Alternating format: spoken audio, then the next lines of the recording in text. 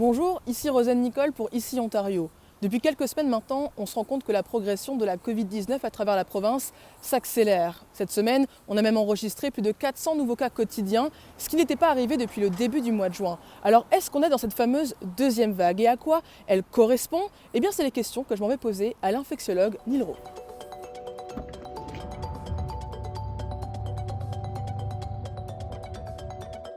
Bonjour Monsieur Rowe.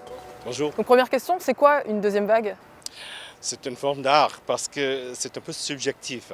Si on a une définition acceptée par tout le monde, on doit avoir une association avec les cas et le système hospitalier. Maintenant, on voit seulement une croissance des cas sans un grand changement au niveau du système hospitalier. Et à partir de quand on peut dire que nous, on est rentré maintenant dans une deuxième vague?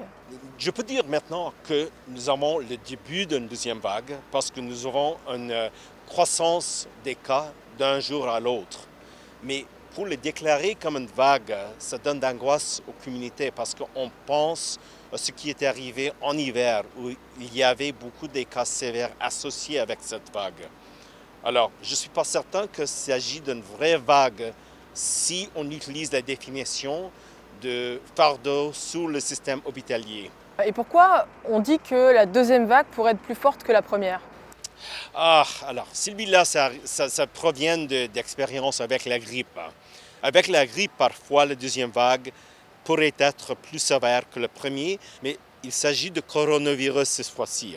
On ne peut pas avoir des mêmes conclusions avec le coronavirus, le COVID, qu'on a avec la grippe. Même avec la grippe, il y a une incertitude. Ça dépend sur le nombre de personnes infectées durant la première vague. Impossible de prédire à 100%, mais je ne suis pas certain que la deuxième vague sera plus sévère que la première vague. Nous avons appris beaucoup sur comment on peut protéger les foyers pour les personnes âgées maintenant.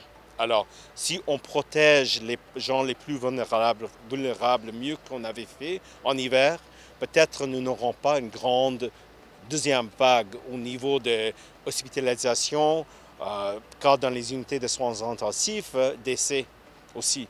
Est-ce que c'est pas finalement un peu alarmiste de parler de deuxième vague? Oui, c'est un peu alarmiste, mais les médias en général sont un peu alarmistes.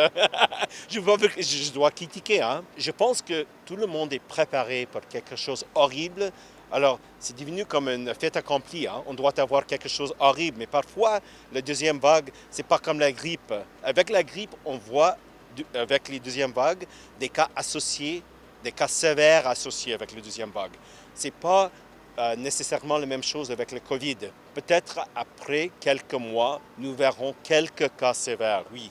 En Espagne maintenant, on voit quelques cas sévères, mais pas autant de ce qu'on voyait en mars ou en avril en Espagne.